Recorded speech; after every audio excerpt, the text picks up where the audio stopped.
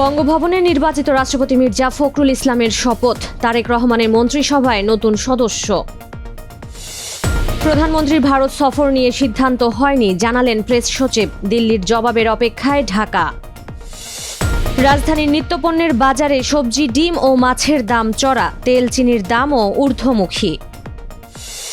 নারায়ণগঞ্জে ইসলামী আন্দোলনের নেতাকে কুপিয়ে হত্যা, ঢাকা চট্টগ্রাম সড়ক অবরোধ করে বিক্ষোভ। ইরানের ওপর সবচেয়ে কঠোর নিষেধাজ্ঞা দেওয়ার হুমকি ট্রাম্পের, এমন পদক্ষেপ সমাধান নয় বলছে চীন। স্বাগত জানাচ্ছি দ্য বিজনেস স্ট্যান্ডার্ডের নিয়মিত আয়োজন টিভিএস রাত ৮টার সংবাদে। সঙ্গে আছি তামান্না খন্দকার। দেখছিলেন সংবাদ শিরোনাম, এবার বিস্তারিত। দেশের ২৩তম রাষ্ট্রপতি হিসেবে শপথ নিয়েছেন মির্জা ফখরুল ইসলাম আলমগীর। ২১ অগাস্ট সন্ধ্যা ৭:৩০টার দিকে বঙ্গভবনে শুরু হয় তার শপথ গ্রহণের আনুষ্ঠানিকতা। জাতীয় সংসদের ভারপ্রাপ্ত স্পিকার কায়সার কামাল নবনির্বাচিত রাষ্ট্রপতিকে শপথ পড়ান। এর আগে শপথ অনুষ্ঠানে অংশ নেওয়ার জন্য প্রায় ১৫০০ আমন্ত্রণপত্র বিলি করা হয় বলে বঙ্গভবন ও মন্ত্রিপরিষদ বিভাগ সূত্র জানিয়েছে। রাষ্ট্রপতির শপথ অনুষ্ঠান শেষে শপথ নেন মন্ত্রিসভার নতুন সদস্যরা।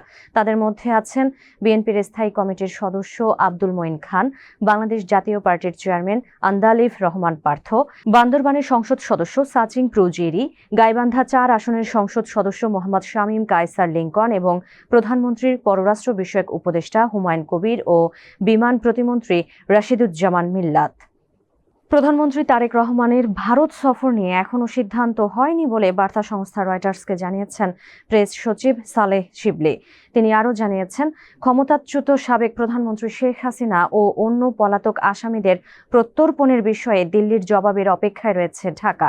এর আগে ইন্ডিয়ান এক্সপ্রেসের বরাতে বার্তা সংস্থা রয়টার্স জানিয়েছিল, আগামী ২৩ থেকে ২৫ অগাস্ট দিল্লি সফর করতে পারেন তারেক রহমান। মূলত ২০২৪ সালে শেখ হাসিনা ক্ষমতাচ্যুত হওয়ার পর থেকেই দুই প্রতিবেশী দেশের সম্পর্কে টানাপোড়েন চলছে, যা কাটিয়ে উঠতেই সফরটির পরিকল্পনা করা হয়েছিল। এদিকে নিয়মিত এক সংবাদ সম্মেলনে ভারতের পররাষ্ট্র মন্ত্রণালয়ের মুখপাত্র রণধীর জয়সওয়াল সাংবাদিকদের জানান, তারেক রহমানের সম্ভাব্য এই সফর নিয়ে তাদের কোনো মন্তব্য নেই। রাজধানীর বাজারে একদিকে বাড়ছে চিনি ও খোলা ভোজ্য তেলের দাম, অন্যদিকে বাজারে কমেছে বোতলজাত ভোজ্য তেলের সরবরাহ। বেশ কয়েকটি সবজি এখনও কেজি প্রতি ১০০ টাকার উপরে বিক্রি হচ্ছে, আর মাছ ও ডিমের বাজার এখনও সাধারণ মানুষের নাগালের বাইরে। ২১ অগাস্ট রাজধানীর বিভিন্ন বাজার ঘুরে ক্রেতা ও বিক্রেতাদের সঙ্গে কথা বলে পাওয়া গেছে এমন চিত্র। খুচরা বাজারে বর্তমানে প্রতি কেজি চিনি ১২০ থেকে ১২৫ টাকা দরে বিক্রি হচ্ছে। এক সপ্তাহের ব্যবধানে চিনির দাম বেড়েছে প্রায় ১০ টাকা। সরবরাহ কমেছে বোতলজাত ভোজ্য তেলের। খুচরা বিক্রেতাদের অভিযোগ, নতুন করে দাম বাড়ানোর প্রস্তুতি হিসেবে কোম্পানিগুলো সরবরাহ কমিয়ে দিয়েছে। গত সপ্তাহের তুলনায় সবজির দাম কিছুটা কমলেও খুব একটা স্বস্তি নেই সাধারণ ক্রেতাদের মাঝে। বর্তমানে অধিকাংশ সবজি ৭০ থেকে ৮০ টাকা কেজি দরে বিক্রি হচ্ছে। ডিমের দাম এখনও কমেনি। বাজারে প্রতি ডজন ডিম ১৪০ থেকে ১৫০ টাকা এবং পাড়া মহল্লার দোকানে ১৫৫ থেকে ১৬০ টাকা পর্যন্ত বিক্রি হচ্ছে। মুরগির বাজারেও খুব একটা পরিবর্তন নেই। ব্রয়লার মুরগি প্রতি কেজি ১৯০ টাকা, সোনালী ৩২০ থেকে ৩৪০ টাকা এবং দেশি মুরগি ৬৫০ টাকা দরে বিক্রি হচ্ছে। মাছের বাজারে ক্রেতাদের জন্য কোনো সুসংবাদ নেই। ২৫০ টাকার নিচে কোনো মাছ পাওয়া কঠিন হয়ে পড়েছে।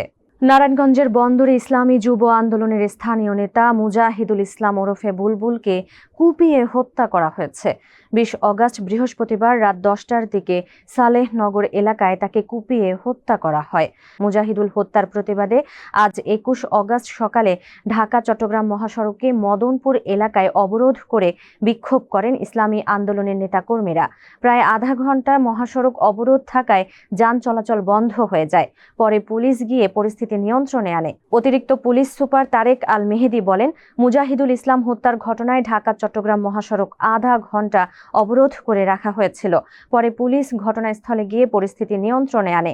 এখন মহাসড়কে যান চলাচল স্বাভাবিক রয়েছে। হত্যাকাণ্ডের কারণ ও এর সঙ্গে জড়িত অন্য ব্যক্তিদের শনাক্ত করতে চলছে তদন্ত। সামরিক অভিযানে ক্ষান্ত হয়ে ইরানের বিরুদ্ধে ইকোনমিক ডি-ডে বা চূড়ান্ত অর্থনৈতিক আঘাত হানার ঘোষণা দিয়েছেন মার্কিন প্রেসিডেন্ট ডোনাল্ড ট্রাম্প। ইরানের সঙ্গে বাণিজ্য করা দেশগুলোর বিরুদ্ধে হুঁশিয়ারি দিয়ে ট্রাম্প বলেন, যেসব দেশ ইরানকে অর্থনৈতিকভাবে টিকে থাকতে সহায়তা করবে তাদেরও আর্থিকভাবে শাস্তি দেওয়া হবে। এই পরিকল্পনা বাস্তবায়নে চীন সহ বিভিন্ন দেশকে যুক্ত হওয়ার আহ্বান জানিয়েছেন ট্রাম্প। এর প্রতিক্রিয়ায় 21 অগাস্ট চীনের পররাষ্ট্র মন্ত্রণালয়ের মুখপাত্র লিন জিয়ান বলেন, নিষেধাজ্ঞা ও চাপ সমস্যার সমাধানে কোনো ইতিবাচক ভূমিকা রাখবে না। চীন সংশ্লিষ্ট সব পক্ষকে দায়িত্বশীল পদক্ষেপ নেওয়ার এবং রাজনৈতিক ও কূটনৈতিক উপায়ে সমস্যার সমাধানের আহ্বান জানায়।